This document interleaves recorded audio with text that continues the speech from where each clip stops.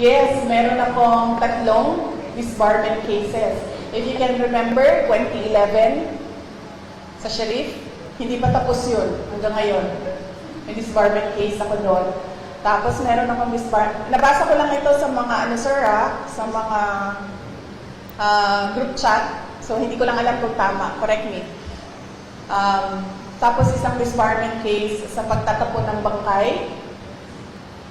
Tapos isang disbarment case sa revenge from the grave. No? So yun. Tatlo yung...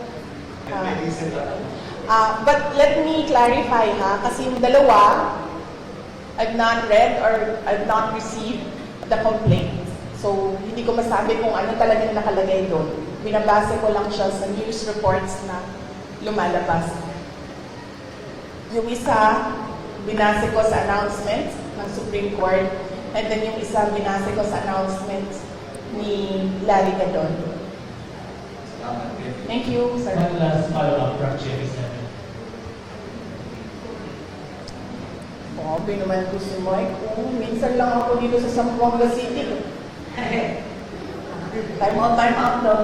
Yes, ma'am. Para sa question of Ms. Marcos, so what's your take on that, ma'am, na halos pinagsabay-sabay ang tatlo, mas meron parang penny ang pampalupa po ng disbarment case against yung tatlo? Oo. Well, kasama din yun, ma'am. Kasama din yung lahat na. Sa Bisaya pa, tira bahala. Tira bahala. Kung unsay mo dikit, maoy ko anon, may mudaog, ano ba? So, babanatan natin siya, tingnan natin dito kung saan yung tatama. Anak na siya. Yesterday you mentioned na isang threat sa inyo is yung pag-absorb ng PSG, ng PSC sa inyong PSPG. But now that they are totally, taking over the basic volume security sa PSPG and PNP, how do you feel about it? I'd like to hold comment dyan, ma'am. Kasi napapansin ko, base lang din naman sa balita, nagbabago-bago yung sinasabi nila. Hindi ko lang alam kung nasusundan ninyo. Nagbabago-bago yung sinasabi. Sabi, wala na daw AFP, pulis na lang. Ngayon, meron na naman daw AFP, pero papalitan nila at mga pulis na sabay. So, hindi sila nagpaplano ng maayos. Kaya nagbabago-bago yung sinasabi nila. Advice ko dito sa mga tao na ito, mupo muna kayo, magplano muna kayo bago kayo bumanat para hindi kayo nahuhuli na nagsisinungaling. Sara Pulami po, FUBC. Pag gumagalan ba ako na aapektuhan yung sound? Okay. Good afternoon, VP. Since natanong po yung isang tanong ko, ito na lang po. Sabi po ng DNP, wala silang information sa pagbabanta sa inyong buhay. I-report nyo lang po ba ito officially, ngunit nasabi nyo hindi ito pinansin ng mga kinauukulan? Ma'am, nakakahiya sa buong mundo na ang Philippine National Police natin, who by the way has intelligence funds, hindi alam ang mga pangyayari sa ating bansa. Nakakahiya na meron tayong police na hindi nila alam ang threats sa Vice President. Nakakahiya yan, ma'am. Huwag sila magsasalita ng ganyan kasi nagpapakita yan ng incompetence ng Philippine National Police. Dapat dyan, kung ako po ay Presidente, Sekretary ng DILG, Chief ng PNP, ang sagot dyan ay, let us sit down and investigate the alleged threats so that we will know if these are true or not. Yan ang tanong.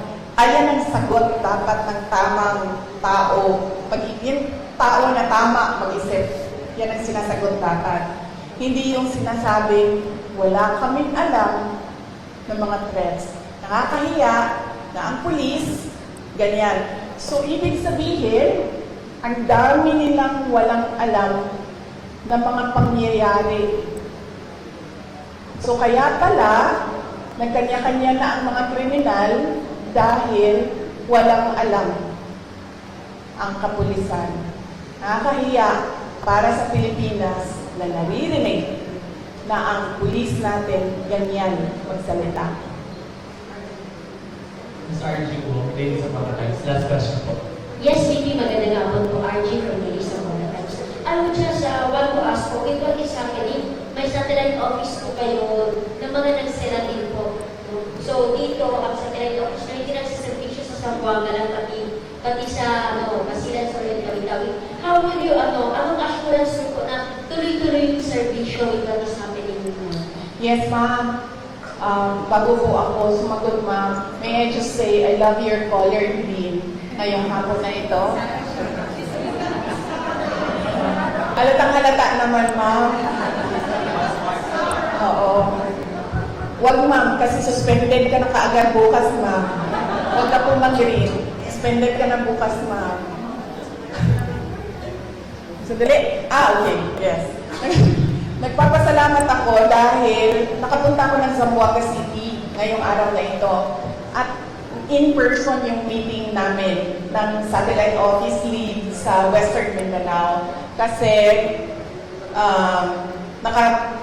papunta kaming, there's about 40 minutes papunta doon sa Isabela City. So, 40 minutes papunta, nag-meeting kami. 40 minutes pabalik, nag-meeting kami. So, masaya ako dahil nagawa namin yung in person. Ang hirap din kasi talaga mag-meeting pag Zoom eh.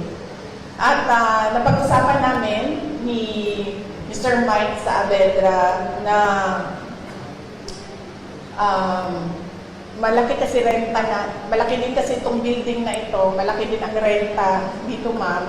Ang gagawin namin, lilipat kami sa mas maliit na lugar, mas mababa yung renta. So, napababaan na rin yun namin yung budget na kailangan gamitin. Tapos tutuloy-tuloy lang si Mike ng mga downsized na mga project. So, yun ang plans namin for Western Mindanao Satellite Office. Papaliitin namin, ma'am. Tsaka maghahanap kami ng mas mababang renta. One very last question related by the OPP Media po. Baka may sagot po kayo sa sagot ni DA Secretary Q. Laurel tungkol sa 20 pesos bigas na remarks niyo po kay BBM versus BBM. Ano ba sinabi niya? Pwede, saan ang sinabi ni... This is related by the OPP Media po. Yung baka may sagot daw po kayo regarding sa sagot ni DA Sec. Q. Laurel tungkol sa 20 pesos bigas remarks niyo po versus BBM. O, ano sinabi niya? Hindi ko alam. Sorry Hindi ko alam kasi. Ano sinabi ni... Wala. Ang sabi po niya ay matalino naman siya, di ba? Iba yung panahon noon at ngayon. Pag-aralan niya muna bago magsalita. Oh, okay. Yes. Tama naman siya doon. Matalino talaga ako.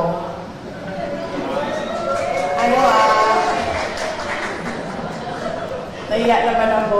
Hindi naman ako nagyayabang, di ba? Kasi siya naman yung nagsabi na matalino ako. So, thank you, Secretary Laurel, for saying na matalino ako.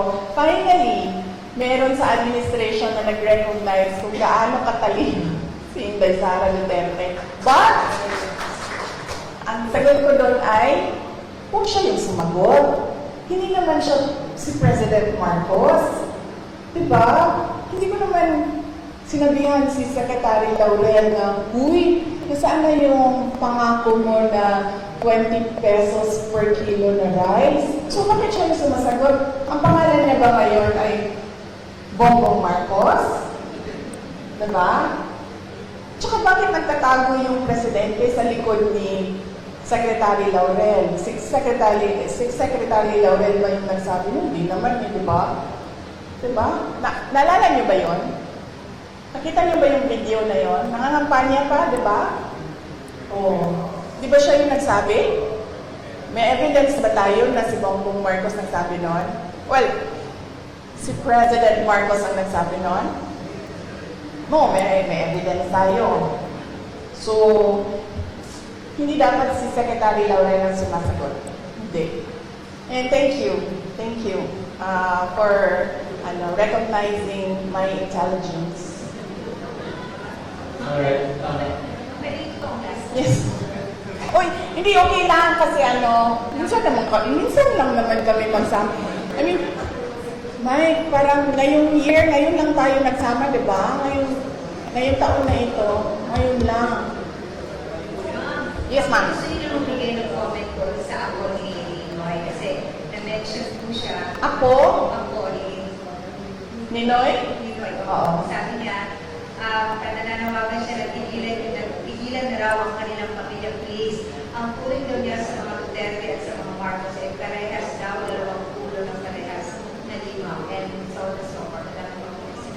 Yes, huwag na tayong mag-comment sa mga apo. Oo. Kasi natural sa mga anak at apo ang affinity sa mga magulang at sa grandparents. So, huwag na natin sagutin yan. Question, Joseph sa Sobrado po.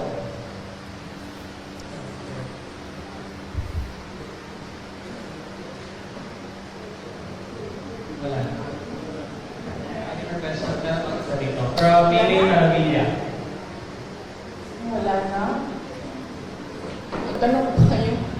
Kasi nakakapagod yung guy. Tapos, walang tanong. Yes, ma'am.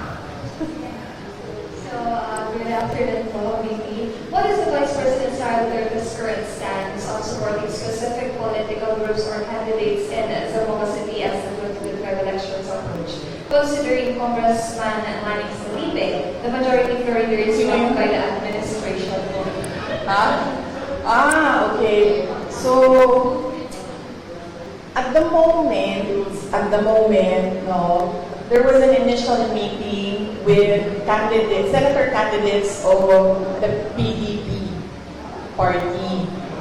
And I am not a member of PDP. They've been trying to recruit me, and I've been telling them that I have to think about joining a party because right now I am enjoying that I am free and I don't have to answer to a political party. And I don't have to toe the line of a political party. So I have to think about that. But I told them that I can help you strategize on what to do. Initially, during the meeting, I gave them suggestions.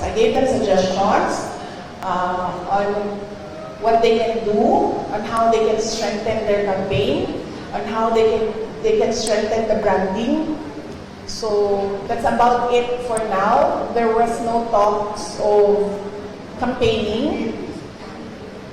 Yes, but I told them, if you need someone to talk to about strategizing on how to run the campaign, I'd be glad to help. I'd gladly help. And then for local, as of the moment, I am committed to Davao City only.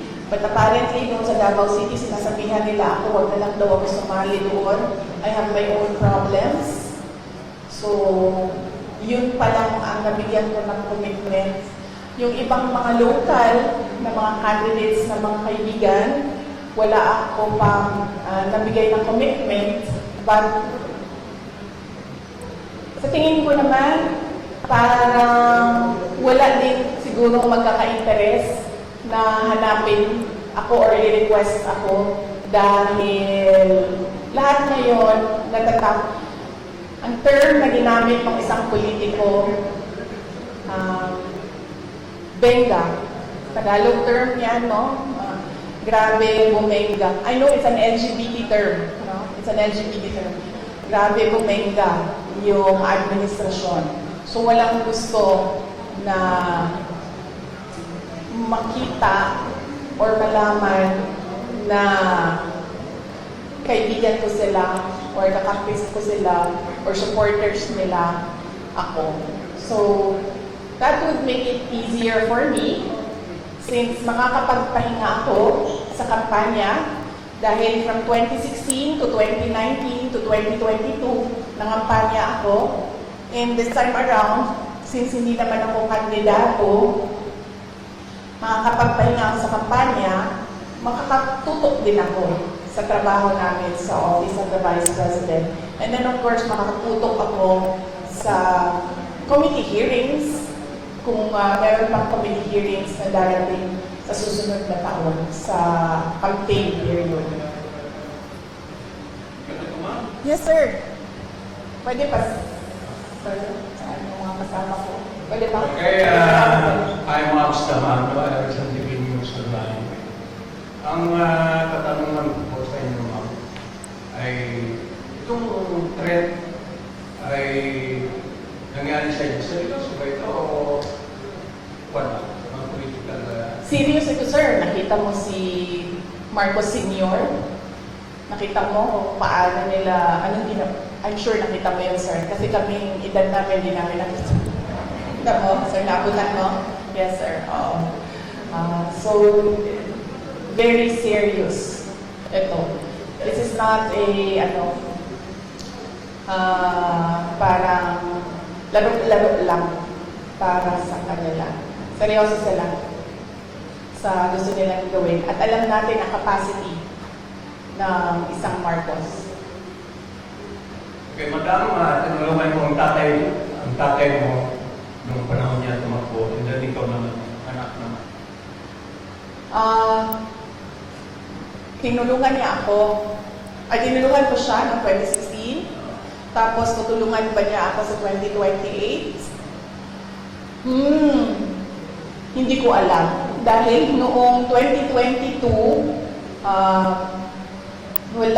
Noong 2022, wala siyang active help na ginawa. Sinabi lang niya na kaya niya yan.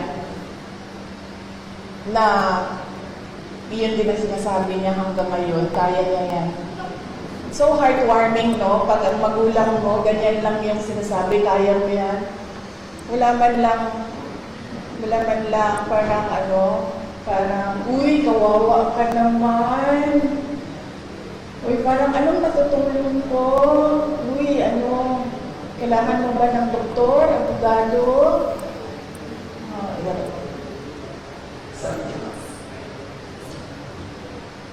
Heartwarming kung ganyan yung concern ng magulang mo.